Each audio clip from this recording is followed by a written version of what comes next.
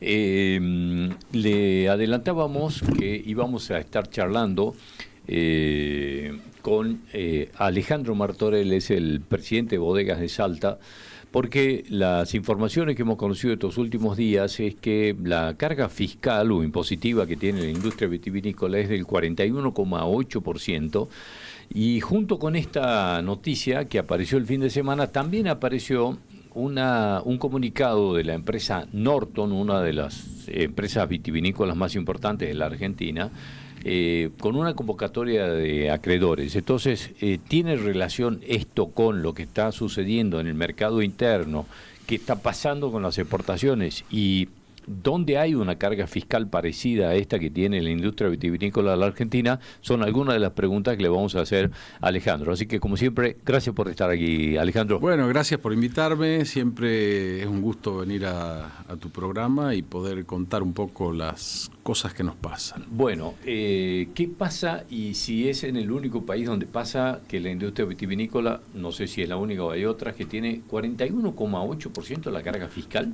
Más IVA. Masiva, o sea, estamos hablando del 63. Ah, esto empeora entonces. Claro. Contame. Pero además, dentro de ese 41 que vos mencionás, están los impuestos llamados distorsivos, como el impuesto al cheque y el impuesto y ingresos brutos, que se pagan en forma sucesiva. El IVA genera créditos fiscales y los otros no lo generan, entonces complican más la cuestión. Bueno, definitivamente no solo sucede en la industria vitivinícola. Argentina es el país que tiene los impuestos más altos del mundo en este momento. Afortunadamente tenemos la esperanza de que ahora se comience a trabajar en eso para ir a valores de impuestos más lógicos. ¿Qué pasa en países de la región que tienen industria vitivinícola? Hablo de Sudamérica. ¿Y qué pasa en Europa? ¿Qué niveles de presión fiscal tiene? Concretamente Chile tiene la mitad que nosotros, pero tiene además de eso convenios de libre comercio con 68 países. Entonces, en esos 68 países entra sin impuestos y nosotros entramos con impuestos. Eso nos pone en una situación de una desventaja tremenda, y habría que sumarle a eso un factor que tenemos en Argentina, que es nuestra inestabilidad, y entonces hace que en algunos momentos sea inviable la exportación, y aquel que un exportador o un productor le estaba vendiendo y le deja de vender, seguramente no le va a volver a comprar nunca más. Entonces, digamos, hay un descrédito muchas veces o si no, un esfuerzo muy grande para vender en momentos donde es desventajoso para el productor, ¿no? Y eso pasa en todas las actividades, no solo en la vitivinícola, ¿no? En este caso, en el tema vitivinícola, concretamente, todo esto que nos ha venido pasando con el dólar, ¿no? La discusión si tenemos el dólar atrasado, si tenemos que tener estas bandas, y bueno, digamos, esto está directamente vinculado con las exportaciones y las importaciones siempre. ¿Qué pasa en el caso de los vinos argentinos? ¿En qué estado se encuentra esto? ¿Cómo beneficio perjudica lo que nos pasa? Bueno, lo que pasa es que hay un fenómeno ahora, digamos, y es que el productor primario su producción la está vendiendo a precios bajísimos. O sea, la uva este año tuvo el mismo precio que el año pasado, en algunos casos tuvo menor precio que el año pasado. Las expectativas para la próxima cosecha tampoco son muy buenas en cuanto a precio, y concretamente en Salta no lo hemos visto todavía, pero yo anduve por Mendoza y he visto una buena cantidad de viñedos abandonados. Simplemente porque lo que cuesta mantener el viñedo durante el año no se recupera con la venta de la uva, y entonces hay productores que directamente han abandonado la producción. En algunos casos convierten el lugar en otra cosa, por ejemplo en un barrio o en un country, pero en otros casos no, queda abandonado. Con mucha pena se ve eso, ¿no? Esperemos que no nos suceda a nosotros. En cuanto a los costos, digamos, y con las exportaciones, ¿qué pasa? Digamos, ¿cómo estamos hoy parados con este dólar como está hoy? Hay una caída en la exportación, pero ¿Se midió? ¿Está medido el 6 y pico por ciento, 6,3%, creo. Pero También estamos asistiendo a una baja de consumo tanto internacional y claramente nacional también, ¿no? En los años 90 el consumo era de cerca de 90 litros por habitante, y ahora estamos en 16. También cambió el target del producto que se consume. En aquel momento eran 90, pero había mucho vino de mesa, había mucho sodeado. Sí, ¿no? Claro, sí. Y ahora los vinos que se producen son más caros, de un target más alto en general, y los que más cayeron en sus ventas son los vinos de la gama más baja. Pero se cambió, digamos, el hábito de consumo, no sé, hacia otras bebidas. Cambiaron como totalmente la cerveza, los hábitos. o ese tipo de cosas. Cambiaron los hábitos de consumo. Te venden que hay otras bebidas que son más saludables, y yo pondría en duda si lo son, como son las bebidas gaseosas. Sí, claro. No creo yo que sean más saludables. Y de hecho, fíjate que hay una cuestión muy curiosa y que la gente desconoce. El vino tiene 8.000 años. ¿Y cuál ha sido la función trascendental, digamos, del vino en todos estos años? Hoy es una bebida gourmet, la asociamos a reunirnos, a un asado, a una comida, a tomar vino a una comida. Y el vino en realidad era un producto que potabilizaba el agua. Claro. Y nada ha matado más gente en la humanidad que el agua no potable. O sea que, por alguna razón, el vino es vida. Hay una frase que yo me acuerdo siempre, que la leí en algún momento, nunca chequeé si efectivamente era o no, que se le atribuyen a Benjamin Franklin, que decía: en el vino salud y virtud puede hallarse, y quien agua beba merece ahogarse. Nunca chequeé si efectivamente, pero se la repite mucho, pero probable. hablaba de lo que era la salubridad del agua en ese momento, y que el vino era la opción, digamos, a poder consumir agua, digamos, cosa potable, ¿no? Louis Pasteur, que algo sabía de estas cosas, sí, claro, decía que el vino es la más sana e higiénica de las bebidas. Y Louis Pasteur sabía de vino porque era el presidente del Instituto contra la Filoxera, y además, obviamente, inventó la pasteurización, primero con vino y después con leche. No sabía eso. Sí. Así que, bueno, el vino ha tenido una función sumamente importante. Por ejemplo, el general San Martín les daba 250 centímetros cúbicos por día a cada soldado. Necesitó 113 mulas para llevar vino para cruzar los Andes. O sea que ustedes vean cuál es la función que tuvo el vino en toda la historia de la humanidad, muy, muy importante. Por lo cual esta campaña, digamos, de desprestigio es absolutamente injusta, ¿no? Por otro lado, tenemos leyes que claramente afectan al consumo, como es la ley de intolerancia cero. Y dije intolerancia. Sí, no te iba a decir si lo estabas diciendo a propósito, sí. ¿Cuántos países tienen tolerancia cero? Mirá, no sé. Que yo sepa, nosotros, Uruguay, Paraguay, pero en todos los países de Europa la tolerancia es 0,5, que es lo que dice la Organización Mundial de la Salud, que es lo que dicen los médicos. Y yo digo que si vos tenés 0,6, 0,7, bueno, que te cueste un departamento, pero que no te castiguen por tomar una copa de vino. ¿Cuánto solucionó, digamos, de lo que buscaba solucionar la tolerancia cero? ¿Cuánto de solución trajo o no trajo ninguna? Mira, a mí me gustaría ver las estadísticas, porque ya tenemos 10 años de esta ley. Entonces las estadísticas deben estar, como para poder tomar una decisión seria con este tema. Bueno, me parece que es una cosa que habría, con 10 años ya se debería estudiar. Se habló, digamos, desde Bodegas de Salta, de Bodegas de Argentina, se habló con legisladores donde rige, digamos, la tolerancia cero. Se habló con legisladores y con otras personas para decir que eso se revierta. ¿Se llevó otro tipo de información o no? Yo lo he planteado varias veces. Ujú. Pero me parece que hay que seguirlo planteando porque es una cuestión lógica.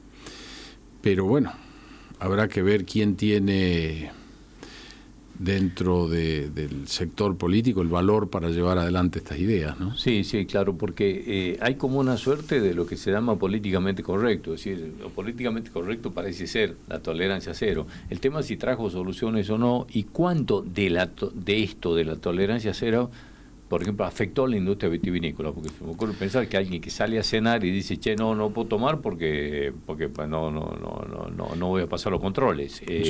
Yo creo que es más grande que solamente afectar a la industria vitivinícola, porque creo que afecta seriamente al sector gastronómico. Uh-huh. Y creo que también afecta al turismo, simplemente porque Mendoza tiene 0,5. Entonces, quien viaja para hacer enoturismo se fija, Mendoza 0,5, Salta 0, bueno, pues es fácil elegir a dónde voy. Uh-huh. Eso afecta al sector turístico, claro, sin ninguna duda. ¿Cómo haces para irte a una región, no sé, estoy pensando en Cafayate, ¿no? Y hacer un circuito de degustación en la bodega? Y bueno, después, ¿cómo ¿Querés imaginarte una situación? ¿Querés imaginarte una situación caótica? Llegás a la Ival, alquilás un auto, te vas a Cafayate, vas a almorzar a una bodega, cuando volvés te agarran con 0,4, 0,5, te quitan el auto alquilado. Y esto, bueno, obviamente termina haciendo que la gente desista, digamos, ¿no? Pero ¿y sabes dónde termina? De una degustación, digamos. ¿Sabes dónde termina? En que ese turista que le pasó eso se lo cuenta a 40 personas. Uh-huh. Claro. El 30 o 40 personas. El boca a boca es entonces terrible, termina sí, claro. muy mal. Uh-huh. Alejandro, estaba pensando en el tema que arrancamos esta conversación. No conocemos los motivos, obviamente, pero se conoció esto de la presión fiscal que tiene la actividad vitivinícola con la noticia de lo de Norte, ¿no? La convocatoria a acreedores de una empresa, no sé, casi emblemática de la industria vitivinícola de la Argentina. Además, ¿sabes quiénes son los propietarios? Sigue siendo Swarovski, yo decía esta mañana. Siguen siendo. Sí. Bueno, doblemente grave entonces. Sumamente grave. Sumamente grave que un actor como ese esté en crisis, claro que sí. Y a eso, y se suma, como te dije, a ese que es noticia, porque es muy grande, la cantidad de productores pequeños que han entrado en crisis, ¿no? Uh-huh. O sea, tenemos un panorama de una presión fiscal que no existe en otro lugar del mundo, la caída del consumo por razones de cambio de hábitos, pero además, digamos, por una cuestión económica también.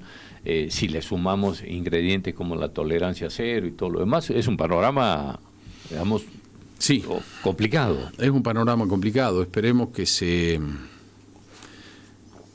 haya leyes que se modifiquen y faciliten un poco el panorama, ¿no?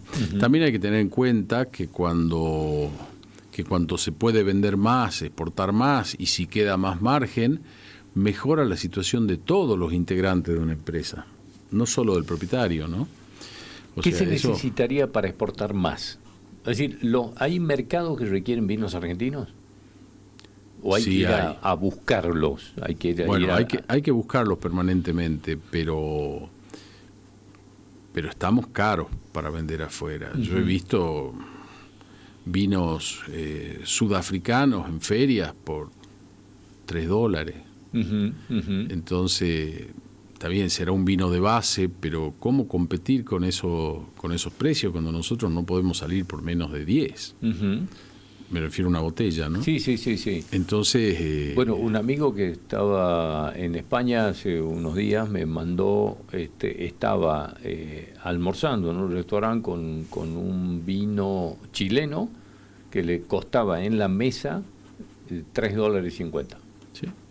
He visto vinos chilenos a €1.90 en el supermercado. Claro. Nosotros no podemos llegar a eso jamás, ni con un tetrabric, con nada podemos llegar a eso. Entonces, eso tiene que cambiar, definitivamente tiene que cambiar. Y bueno, Creo que también tienen que cambiar las leyes laborales. En fin, este proyecto que hay dando vueltas, si se realiza, va a levantar claramente la productividad del país. Bueno, hablábamos hace un rato con el sector PYME. Obviamente, en muchos de los casos, las industrias vitivinícolas están dentro de lo que es el sector PYME. Que de lo que vas escuchando y vas viendo hasta acá, digamos, aparece como esta posibilidad de un seguro de desempleo que se lo contamos mínimamente a la gente que pueda no haber leído. El empresario todos los meses, junto con el pago del sueldo, va haciendo un depósito de X cantidad o de un porcentaje del sueldo, y que ese depósito se va a utilizar en caso de un despido o finalización del contrato de trabajo, y ese es el fondo que va a significar, digamos, la indemnización del trabajador. Hasta donde yo pude leer durante todo el fin de semana, que estuve tratando de buscar antecedentes, un régimen parecido funciona en este momento en Chile, que no lo modificaron, a pesar de tener un gobierno de signo comunista, ¿no? Porque claro, no lo modificaron. Creo que rige en Uruguay, en Paraguay, en Perú, hasta donde y acá también. Pero acá entonces, también es el régimen de la construcción. Sí. La construcción, o sea, funciona la construcción así. Tiene eso. Claro, hace años que tiene eso la construcción. Sí. Tiene lógica en la construcción, porque en la construcción una obra dura 1 año o dura 2 años, y durante ese periodo de la obra, además la mano de obra va cambiando. No es la misma la mano de obra cuando empieza la obra que cuando hay que terminar los sanitarios, que cuando hay que... va cambiando a lo largo de la obra. Entonces la construcción tiene ese régimen y funciona fantásticamente bien. Tenemos un 50% de la gente en la formalidad, en el empleo, y otro 50% de la gente trabajando en la informalidad. Algo hay que hacer. Definitivamente, ¿no? Hay que hacer algo. Digamos, no cabe duda que algo hay que hacer. De lo que venís escuchando hasta acá, ¿qué cosas te parecen buenas, criteriosas, malas? A mí me parece que ese cambio hay que hacerlo por varias razones. Me parece que los 3 cambios que proponen están de la mano, ¿no? Que es el cambio de régimen laboral, el cambio de régimen impositivo y, como consecuencia, el previsional. Porque cuando la gente se incorpore a un régimen legal, digamos, los que están en la informalidad, van a aportar para colaborar con las jubilaciones. Y eso es importantísimo, porque claro, pasaríamos de 1,6 aportantes a casi 4. Entonces, que es el parámetro que estandarizado, es el mínimo, digamos, en el que es el mundo, mínimo, sí. Claro. Entonces, son importantísimos estos 3 cambios, y después, bueno, llevará un poco de tiempo acomodar todo y pasar a ser un país normal de una vez. Porque esto no es normal vivir, digamos, tenemos una cantidad de cosas del mundo moderno, pero tenemos leyes de 80 años. No se puede seguir viviendo con leyes de 80 años. El mundo cambió, hay que entenderlo. Una de las primeras cosas que aparecen cuando se empieza a hablar de esto es el tema de la industria del juicio laboral, ¿no?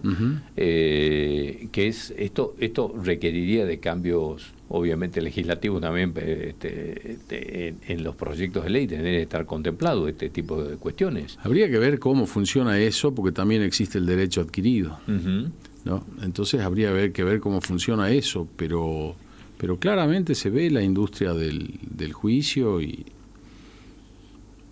eso no es sano para ninguna empresa, y además frena la apertura de nuevas empresas y frena también al crecimiento de las empresas, porque muchas veces no se quiere tomar personal por el temor del costo laboral, que pasa a ser desconocido. Bueno, estamos por eso con un 50% de informalidad, ¿no? Esto, digamos, es una de las consecuencias. La informalidad tiene dos razones, ¿no? Una del lado de la patronal y otro del lado del empleado, que muchas veces no quiere que lo incorporen en blanco. Y es un problema porque se niegan a que los pongan en blanco. Nos pasa muchas veces en la cosecha, nos pasa muchas veces en varios momentos de la actividad vitivinícola y en otras actividades también, ¿no? Bueno, se hablaba mucho de la gente que recibe planes sociales que no quieren que contratos de trabajo porque perderían el plan. Entre tantas cosas que van apareciendo que se comenta que se podría hacer, es que se permita que quienes tienen planes sociales puedan tener trabajos temporarios, como el caso de las cosechas, por ejemplo, sin perder el plan. Eso estaría empezando a contemplarse como posibilidad de enviar dentro de estos proyectos. ¿Leíste algo de esto? No, no leí, pero a ver, me parece que habría que reestudiar el tema de los planes. Pero hay otro caso también que no se habla mucho, o se habla muy poco, y que también genera problemas. Hay gente que se jubila, ¿no? Y claramente la jubilación no alcanza, y entonces cuando consiguen algún trabajo temporal de 2 o 3 meses, les hacen perder la jubilación. Claro, eso es un absurdo. Es un absurdo. Concretamente sí. Conozco casos. Entonces es otro absurdo porque, a ver, quien se jubiló pero sigue apto para realizar determinadas tareas, no se lo debe frenar, se lo debe fomentar, es casi un héroe. Pero además, no tan solo por cómo, digamos, sufre el ingreso que tiene, digamos, a partir de estar en actividad, de pasar a ser jubilado, la caída del ingreso es muy fuerte. No tan solo es eso, sino que además nosotros tenemos de columnista los viernes a Guillermo Segón, ¿no? Y todos los viernes que viene insiste con esto, es decir, hay que seguir en actividad, no importa esto, digamos, por la salud mental, por la salud física y por todo lo demás, hay que seguir activos. Entonces, bueno, va hasta contra esto, recomendaciones, digamos, relacionadas con la salud. Por supuesto, cierra por todos lados, pero ¿cuál es el problema que tenemos? Leyes antiguas. Ajá, claro. Sí, que como vos decías, en algunos casos tienen 80 o 90 años, ¿no? No claro, sé, claro, leyes anacrónicas. Uh-huh. Bueno, ¿qué necesita, digamos, qué impacto tiene si se bajara y se disminuyera, por ejemplo, la actividad vitivinícola, esta presión fiscal que tienen? ¿Qué impacto tendría en las arcas del Estado? Mirá, yo creo que lo que sucede requiere obviamente de un plazo. Si vos bajás los impuestos, la consecuencia inmediata es subir la productividad. Uh-huh. Probablemente podríamos exportar más y al final del camino no es que recaudarían menos impuestos, capaz que recaudarían más. Es que yo estaba pensando, porque digamos, el costo que tiene una botella de vino aquí, lo hablamos en la apertura del programa, es decir, si 41,8 le sumas 63. El 21%, es 63, ¿no es cierto? El 63% más el costo de la producción del vino, digamos, porque digamos, eso es solo impuesto. Después viene el costo, no sé, rápido hablábamos, la botella, la etiqueta, la mano de obra, la producción, el corcho, etcétera, etcétera. Digamos, el margen es como muy reducido. Si vos le bajas la presión impositiva, baja el precio del vino, se vende más y el Estado, digamos, compensa lo que recauda con esto, ¿no? A ver, no sé, capaz que es una ecuación idealista. La respuesta es simple. La respuesta es simple. Vos vas a los países que tienen menos impuestos, ¿viven peor que nosotros? No, en muchos casos viven mejor. Uh-huh. En muchos casos viven mejor. Y además hay un concepto que hay que tenerlo claro. ¿Cuándo un país es rico? ¿Cuando su Estado es rico o cuando sus habitantes son ricos? Uh-huh. Un país es rico cuando los habitantes viven bien y son ricos. Eso es lo que hay que buscar. Eso es una realidad. Y los países ricos tienen impuestos más bajos que los nuestros. Uh-huh. ¿De cuánto es el porcentaje del costo de producir una botella de vino? Es tan difícil separarlo de los impuestos, porque cada cosa que vos comprás está llena de impuestos. Ah, claro.